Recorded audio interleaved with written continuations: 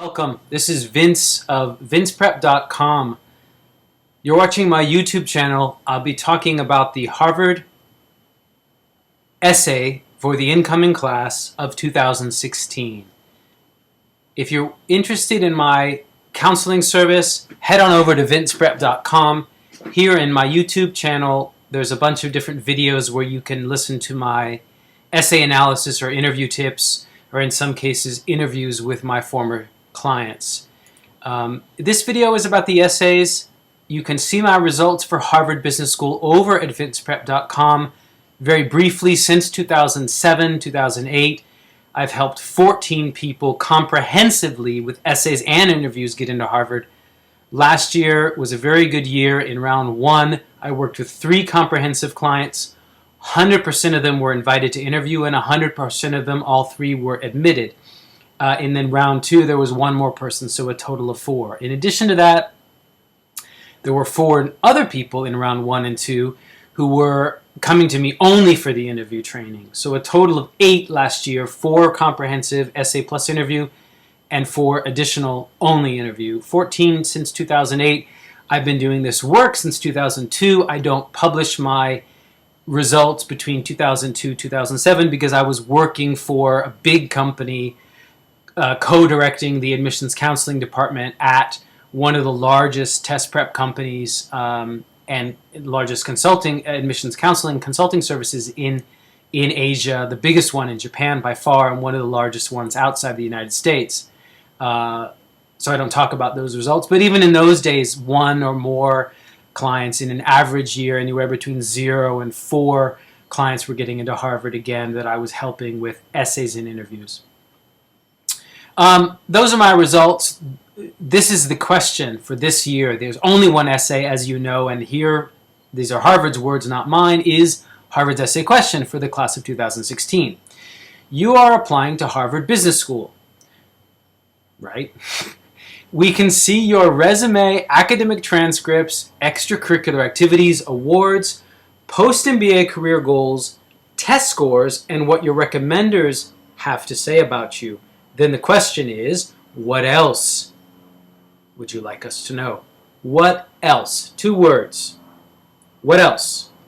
What else do you want us to know about you? So this is the question. I think that there are 2 basic ways to answer this question. The first way is, what else? There are things that you want to tell Harvard. I want to tell Harvard something about my background. I don't have to. This is for someone who's highly competitive. This is what I call Path 1. Path 1 people are highly competitive, but they want to tell Harvard something else that's not already apparent in the 7 things listed above. That's Path 1. Path 2 is someone who needs to tell Harvard something. That there's a problem, if you will. There's a potential. I'll use a visual here. So everyone, let's hope, comes into Harvard as a blank slate, as a balanced set of scales, right? And let's say this is the invite to interview pile. The Path 1 person very much is already clearly in the invite to interview pile already, and the essay hopefully doesn't hurt. A bad essay would probably, revert you back to flat or even hurt you. A bad essay, something that showed poor judgment. But a good essay, an essay that's interesting and does add value, would probably, you're already in this pile, and it keeps you in this pile of, let's invite this person to interview.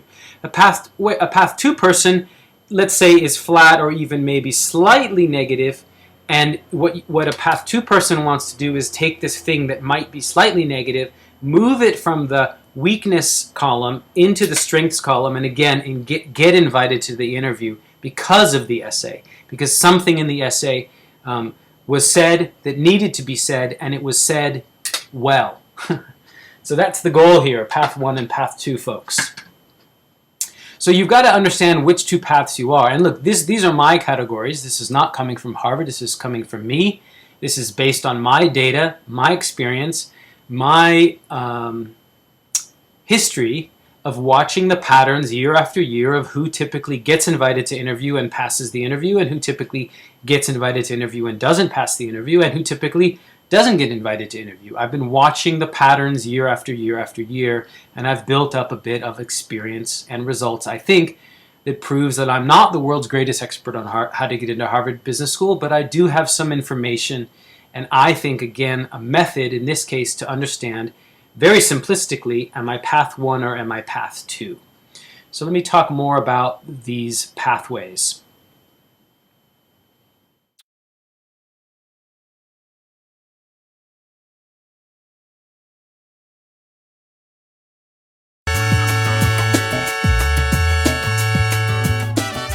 Hey there, this is Vince Ritchie of vinceprep.com. Part 2 of my HBS Questions Behind the Questions video, how not to blow it with the Harvard application. Look, I'm reading a lot of essays right now. I'm reading a lot of long and boring and repetitive essays, and I wanted to take a little bit of time to make a video to connect with you, the applicants out there, to help you improve your chances of getting admitted to Harvard.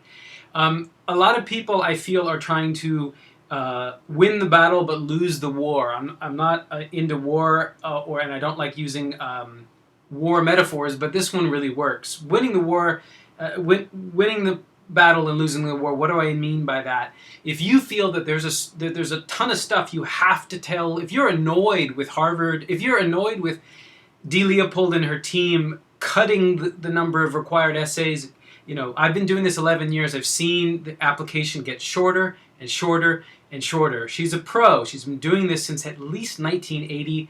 1980, I was 10. You weren't even born, probably. This woman's been running the Harvard admissions office since at least 1980. Think about it. She knows what she's doing. That application form has a ton of little boxes. What people are doing is they're thinking of the essay as the entire application. That's a huge mistake. It's not. When you hit submit, you're going to get a PDF document that's pages and pages long, and Harvard gets one that's even longer because it includes your recommendation letters. They look at that stuff holistically. All of those little boxes are important because they reflect the admissions criteria of the school. You're just thinking about this as the essay, so you're trying to squeeze everything into that essay that you want to tell them as if it's a speech. It's not. It's a piece of the application that allows you to answer the question by telling them what story have they not allowed you to tell in all those little boxes. So the other thing I want to say about this process is that this is an exercise in leadership. So Harvard is the quote leadership school, right? Again, I don't like these stereotypes. Stanford is the entrepreneurship school. Not only. Wharton is a finance school. Absolutely not only. Harvard is the leadership school. Well, leadership is certainly important to them. It is one of their admissions criteria. What do good leaders do? Good leaders make good choices. If you're choosing to cram everything you could into the essay, they only allow you 3 extracurricular activities. So you're saying, okay, activity 4 and 5, I'll put that in the essay. Those are the ones that didn't make the cut. The essay is not leftovers, right? It's not like, right. It's supposed to be the best thing you've ever written that answers the question of what else have you not had the chance to tell them. So show good judgment, which is what what good leaders do. Leadership at Harvard is about having confidence and presence, and most of all self-awareness. So and judgment and decision making is a big part of it. So the urge that you're having to fit everything into this 2-page essay or 1-page essay, whatever it is not the right urge. You need to calm down, take a deep breath, remember who you are, remember that you are a leader, that you do have good judgment. You're eligible to even apply to Harvard, or you're applying because you have something to give and something to show and something to contribute. It means you are a leader. You've got to remember that. Okay? So go through the application cover to cover, look at it holistically. Don't just send 10 people you're just the essay and say, what do you think of my essay? That's a mistake, and they aren't looking at you holistically. You need to look at yourself holistically, and you need feedback from people who know how to do that, is my big advice here. don't ask them, how's my essay? Ask them, am I repeating myself? We repeat ourselves when we're under stress. We repeat ourselves when we are unprepared. So if you're repeating stories from the application data form in the essays, it means you're unprepared or under stress, which means why would they want to admit you? You are under stress. You're trying to finish your Harvard application, but you can't show it. Don't let them see you sweat. Let them see you make good choices. Last thing I want to leave you with, I want to make this video short, but I just think, well, it's not about me, but I just thought I'd give you an example. If I were applying to Harvard, I would fill out all those boxes first, and there's a lot of stuff that I couldn't fit into those boxes that Harvard would need to know about me. Look, I have a very unconventional resume.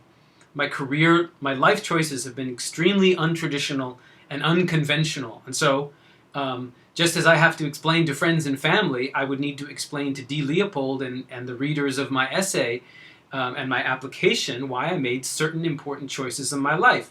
I'm not sure I'd include this in my final essay, but I would explain why I chose Stanford instead of Harvard, Yale, Princeton. I got into a bunch of schools undergrad. Every school I applied to took me. I chose Stanford unconventionally. I didn't really know why at the time, but in orientation, I met this person, Patricia Ryan Madsen, the writer of this little book. This is a card, not the real book I always give my copies away. I met her during orientation. She was my mentor, still is, my master teacher, my guru. She teaches improv, improvisation, group theater. It forms the foundation of everything I love and believe is great about life. Improv is definitely my core, and that's what I did at Stanford, and that's why I chose Stanford, although I couldn't explain it at the time I chose it because I hadn't met her yet. But as soon as I met her, I knew that's why I was there. Next unconventional choice I made was not following my classmates and who went to McKinsey or wherever or joined investment banks. I became a teacher. I ran a nonprofit. I moved to New Orleans, Louisiana. Very unconventional choice. I would explain why I made that choice and what I learned there. The application data form or my resume would have the achievements, but I would tell the backstory, why I went there, what I learned, how I turned around the education nonprofit. The resume would show the turnaround of this organization that I helped, recover and get back on its feet. The essay would show a little bit more about why and how I did that. The next big choice I made in my life was going to New York City. I chose NYU instead of Harvard. Also in this time instead of Columbia. Why? Couldn't quite explain it, but as soon as I got there to NYU, I knew, again, I met a mentor, a Japanese filmmaker, a Fulbrighter, a guy who was there from Tokyo, who then brought me here to Japan 11 years later. I'm still here. I fell in love. I got married, had a family. Along the way, I found ways to use all of the training I've ever had, the improv stuff, the critical thinking stuff, the history stuff, to do what I do now, which is to help you, the applicant, tell your story with confidence and presence and reflecting leadership and being aware of your strengths and weaknesses, etc. So I came here not quite knowing why. After I got here, I fell in love, figured out why. Fell in love both with a person, with my wife, and with a job and a vocation, what I do now, that I really do quite love because I love helping people tell their story. So I would talk about, again, the achievements of Vince Prep or whatever would be in my resume or in the application data form, or God help me if I could get a recommendation letter for Vince Prep. Probably I'd get somebody from my organization, AGAC, whatever. The stories would be there, but the how and the why wouldn't have been able to fit in those little boxes. They ask reason for leaving, but that would start to tell the story. But this essay would really be mostly a story about the Phoenix as a character, as a mythology character, about death and rebirth. When I was at Stanford, there was a huge earthquake. The house I was living in got knocked over. I was living in the Peace Dorm, this hippie co-op. It fell over in the earthquake, an old building. I went down to New Orleans. There were hurricanes. I wasn't there for Katrina, but we all know what happened to New Orleans. It was after I left, but that city itself is constantly being destroyed. I was in New York for 9/11. I was in Tokyo for the 2011 earthquake and tsunami where 19,000 people died. I've experienced these catastrophic things. Do I take it personally? No. Am I claiming responsibility? No. But I've been a part of, throughout my life, I see this sort of cycle of destruction and recreation, and I think that's a big part of who I am. And there's no way I'm going to fit that in a tiny little box. I would try, but then I would use this essay. I would write a page or two about this idea of the phoenix and also a little bit about the motivation behind my future goal, which is actually, with or without a Harvard MBA, transforming education, using technology, turning existing industries like admissions counseling on their head by using technology, thanks YouTube, to transform the conversation and to provide useful tools to help people express themselves. So that's me, and that's the story I would tell Harvard if I were applying. I'm not. I don't think you're going to use my story. That's why I've given it away, because pretty much no one else could tell that story. So get a second opinion. Look beyond the essay. Look for people who will evaluate you holistically. Find your voice. It takes time. It's very much worth it. And at the end of the day, remember who you are. Don't let anyone tell you otherwise. Don't follow some template or some magic. This is the way to write an answer for Harvard. Pardon my French, but bullshit. There's not one way to do it. There's no formula or template for my story. There's no formula or template for your story. It's the story that doesn't fit in the little boxes. That's the story you've got to tell. I'm sure you've got it. Keep digging. Keep finding it. Enjoy the process. Thanks for watching. Check out vinceprep.com. Subscribe to YouTube for my latest updates. Best of luck. Make it happen. Bye for now.